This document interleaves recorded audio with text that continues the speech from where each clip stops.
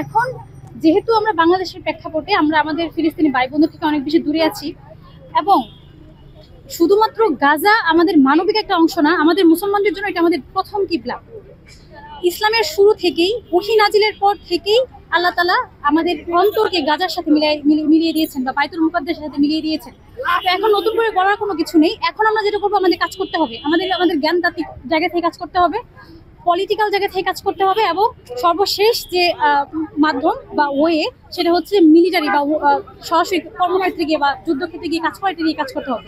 আসলে ফিলিস্তিন কোনো ধর্মীয় উৎস না, এটা আসলে একটা মানবতার বিষয়।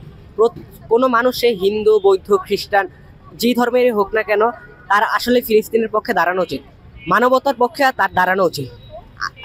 আমরা বাংলাদেশের পক্ষ থেকে ইসরায়েল যে গাজার উপর যে নির্মম হত্যাযজ্ঞ চালাচ্ছে তার তীব্র নিন্দা ও তীব্র প্রতিবাদ জানাচ্ছে।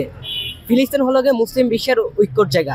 আমরা আশা করি মুসলিম বিশ্ব একদিন ঐক্যমত হয়ে এই ফিলিস্তিনকে মুক্ত করতে পারবে, এবং আমরা বাংলাদেশের মানুষের পক্ষ থেকে সর্বোচ্চটুকু চেষ্টা করছি যাতে ফিলিস্তিনের মানুষের পাশে দাঁড়ানো যায়। এগুলো একটা অসাধু শ্রেণী, তারা এগুলো করছে, এটার মাধ্যমে হচ্ছে তারা লুটপাট ভাঙচুর এগুলোর মাধ্যমে তারা লাভবান হতে যাচ্ছে, যার কারণে এটা করছে। আমি কখনো মনে করি না যে এরা ফিলিস্তিনের পক্ষ হয়ে এই আন্দোলনটা করছে। বয়কট আমরা না কিনেও করতে পারি। গতকালকে আমি দেখেছি অনেকে হচ্ছে কোকের কেস কিনে ওগুলা হচ্ছে মাটিতে ঢালছে।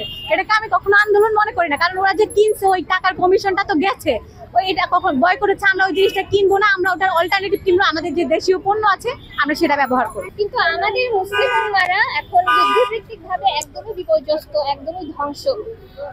এজন্য মূলত আমি মনে করি আগে আমাদের জ্ঞানগত দিকটা বৃদ্ধি করতে হবে। মূলত আগে জানতে হবে বাইতুল মাকদিস কি, আল আকসা আমাদের জন্য কি, তাদের সাথে আমাদের সম্পর্ক কি। এটি যে আমাদের প্রথম কিবলা, এটি যে আমাদের আকীদার অংশ, এটাই আমরা মুসলিম উম্মাহ জানি না। তো এজন্য আমাদেরকে প্রথমে জ্ঞানগত দিকটা বৃদ্ধি করতে হবে। রাসূল পাক সাল্লাল্লাহু আলাইহি ওয়াসাল্লাম তার জীবদ্দশায় পুরোটা সময় কিন্তু জ্ঞানগত দিকটাই মূলত উন্নত করতে কাজে লাগিয়েছেন। এরপরে তার ওফাতের পরে মূলত রাজনৈতিক এবং সামরিক ক্ষেত্রে ফিলিস্তিনকে মুক্ত করতে কাজ করা হয়েছে। তো সেই হিসেবে মূলত আমাদের প্রধান এবং অন্যতম কাজ হচ্ছে এখন জ্ঞানগতভাবে নিজেদেরকে শক্তিশালী করা, প্রতিষ্ঠিত করা, এরপরে ফিলিস্তিনকে মুক্ত করতে রাজনৈতিক এবং সামরিক পদক্ষেপ নেওয়া।